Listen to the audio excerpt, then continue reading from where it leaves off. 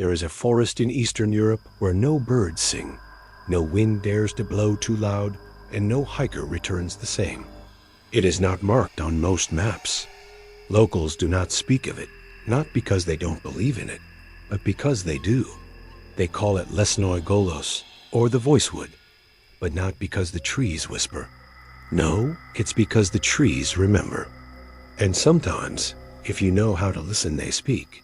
In 2019, a 38-year-old audio engineer named Marek Avchenko stumbled upon an old forum thread on an obscure Eastern European occult website. A single sentence hooked him. In the old woods of Orlova, the trees retain the voices of the dead.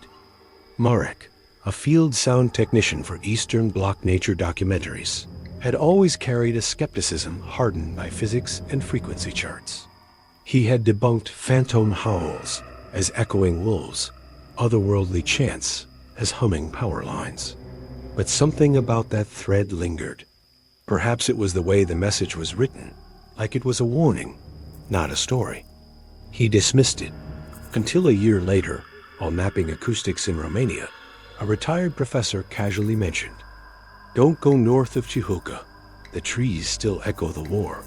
Some say they echo worse." That was all it took. Marek rerouted his travel.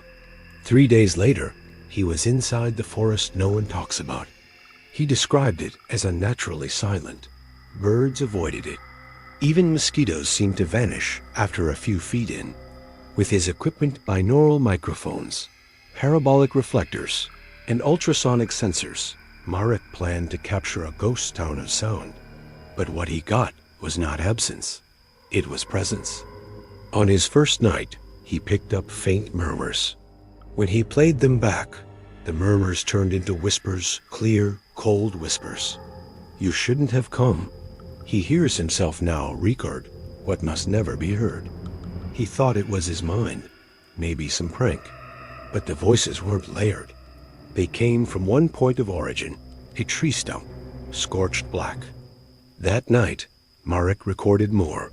He left his recorder for 6 hours beside the stump and slept in his van, away from the trees. At 3:12 a.m., his equipment captured something. It began with crying, then screaming, then a voice one that shook him awake the next morning when he reviewed it. It was his own voice. "No, please, someone help me, don't bury me here. Don't bury me here." But he hadn't said that not yet shaken. Marek left the forest and returned to his apartment in Bucharest. He analyzed the waveforms. His voice matched the forest's recording. Not similar, identical. A friend in the Romanian intelligence community warned him, "You've tapped into something old. Not paranormal older echoes of consciousness. Some trees keep memories. Like old crystals. That forest, it's a library of death." Marek didn't sleep for 2 days. But curiosity overrode terror. He went back.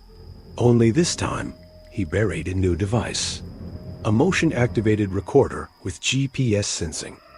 He waited. On the third night, it activated. Something had moved. The log showed no wildlife. But the audio? The same voice again. His. Crying, pleading, clawing at something. And then a sound of digging.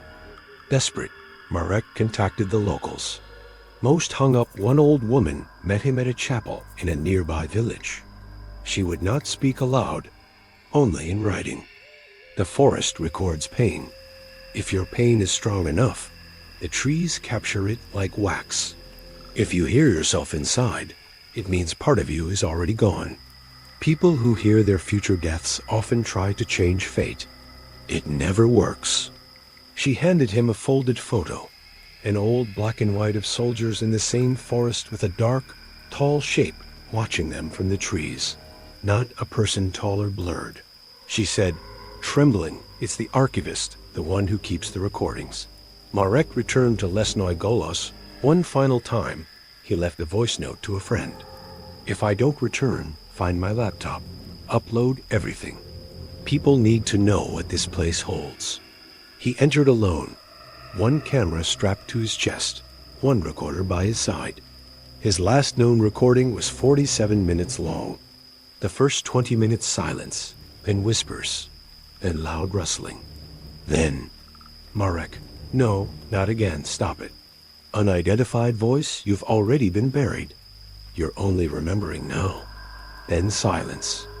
His body was never found, but a week later, hikers found his recorder nailed to a tree, no visible rust, no weather damage. The audio file was titled. It ends with one sentence, whispered by Marek.